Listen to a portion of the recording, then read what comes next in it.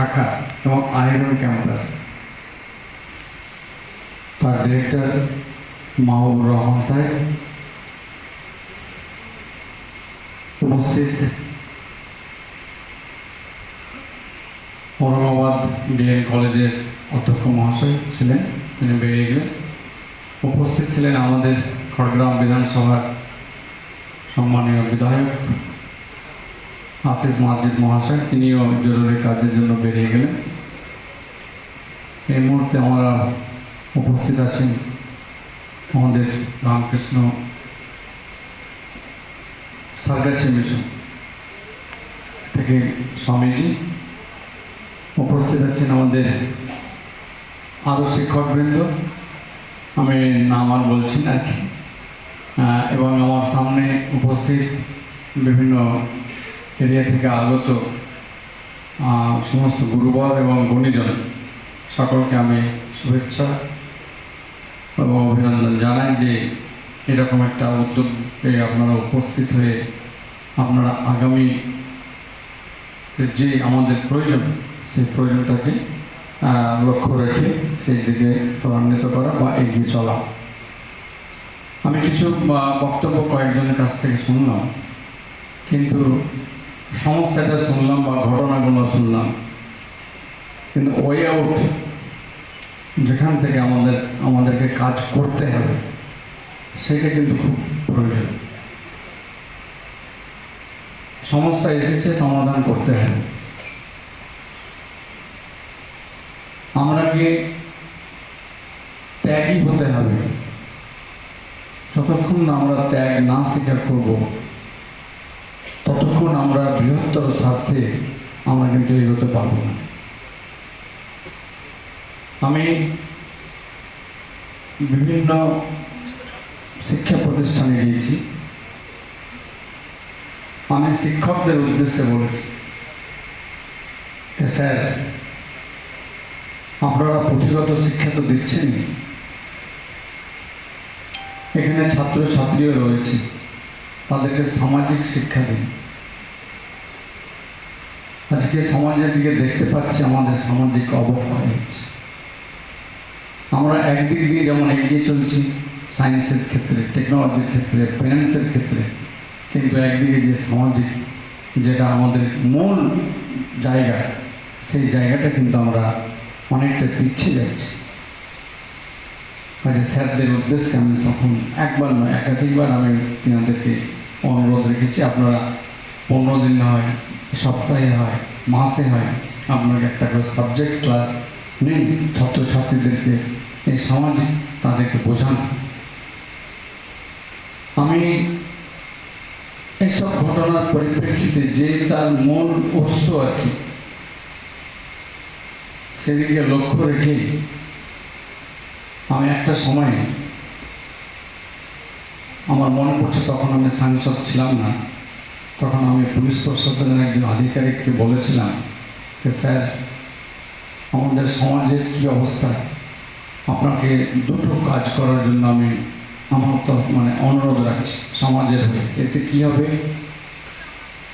লক্ষ লক্ষ মায়েদের দোয়া আপনি পাবেন, দোয়া আশীর্বাদ। মানুষ আমাদের এই এলাকার খেটে খাওয়া মানুষ, তারা যা রোজগার করছে সেই রোজগারের টাকাটা তার অনেকটাই কিন্তু জলে যাচ্ছে বা ড্রেনে যাচ্ছে।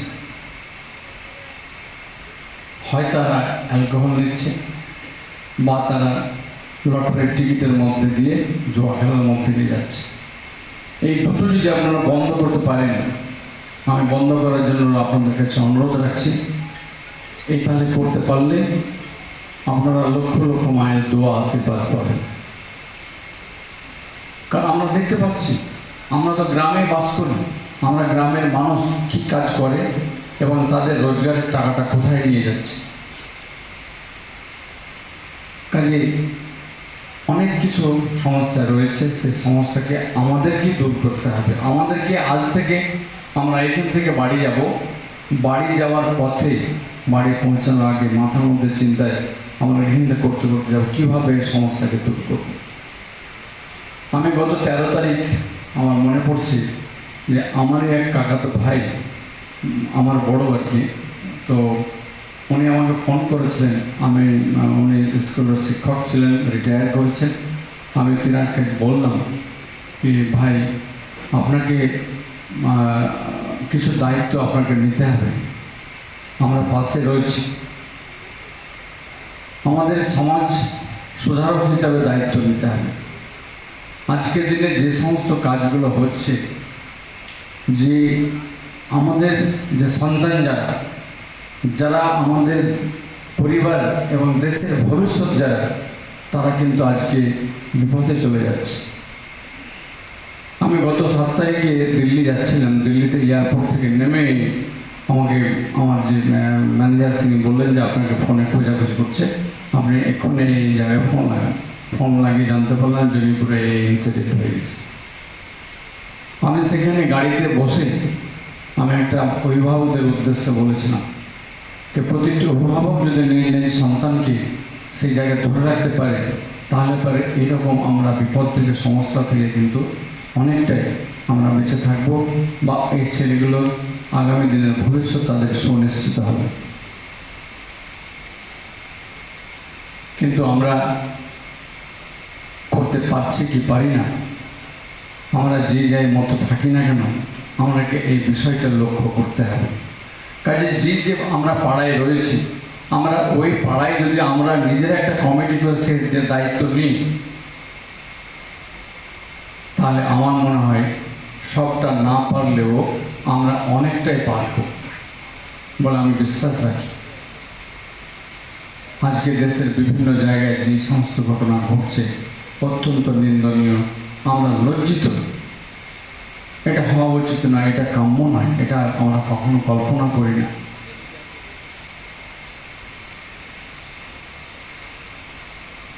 আমরা বিভিন্ন ইতিহাসের থেকে আমরা ছাত্রছাত্রীদের উদ্দেশ্যে আমরা তুলে ধরব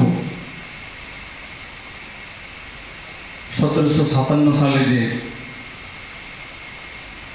পলাশীর যুদ্ধ হয়েছিল, নবাব সিরাজদৌল্লার প্রধান সেনাপতি ছিলেন মীর জাফর আলী। তিনি বিশ্বাসঘাতকতা করেছিলেন, কিন্তু মোহনলাল বিশ্বাসঘাতকতা করেনি। এই কথাগুলো আমাদের ছাত্রছাত্রীদের বা সন্তানদের তুলে ধরতে হবে।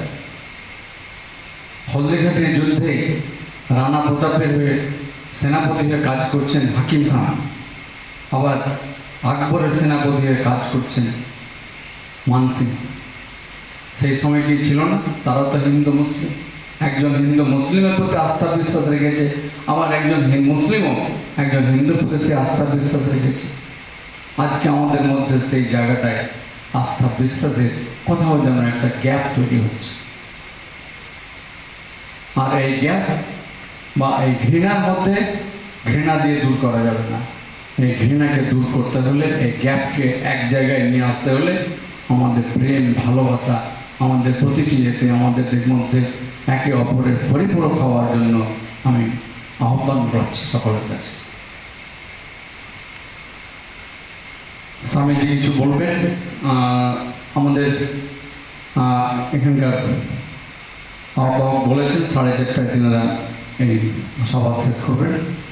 কাজে আমরা আপনাদের কাছে আমার বিশেষ অনুরোধ যে আপনারা নিজ নিজ আমরা পাড়াকে সামলাই।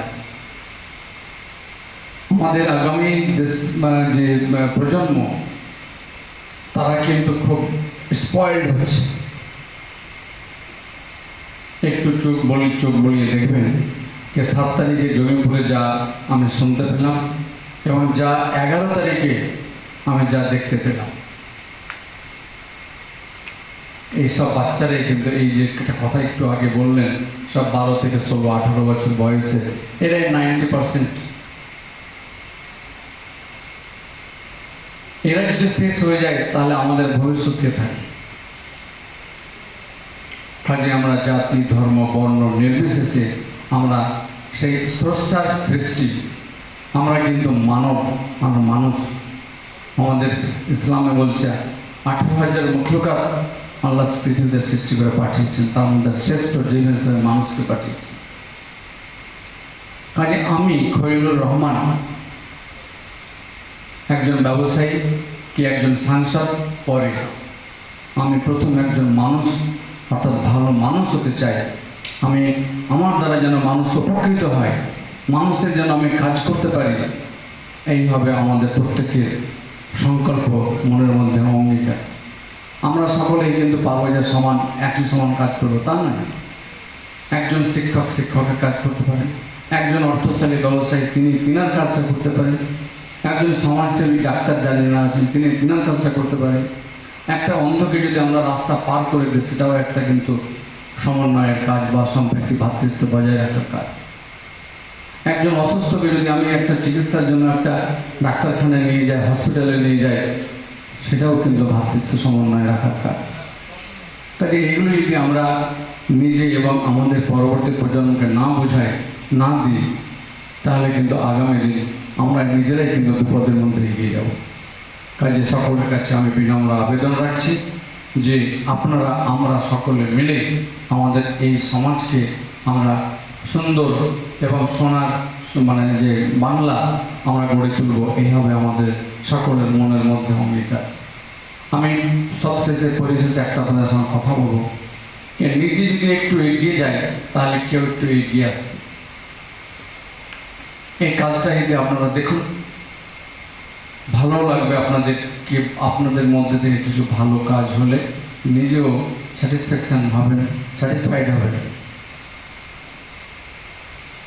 কাজে আসুন আমরা কাঁধে কাঁধ মিলিয়ে এই সমাজে যে সমস্ত ক্ষতি হচ্ছে বা অবক্ষয় সেগুলোকে সামনে রেখে আমরা একসঙ্গে আমরা এই সমাজকে সফল করার জন্য, গড়ে তোলার জন্য আমরা সেই কাজটা করবো আর কি, যেন আগামী দিনে আমরা সম্প্রীতি, ভ্রাতৃত্ব এবং একে অপরের পরিপূরক হওয়ার কাজ।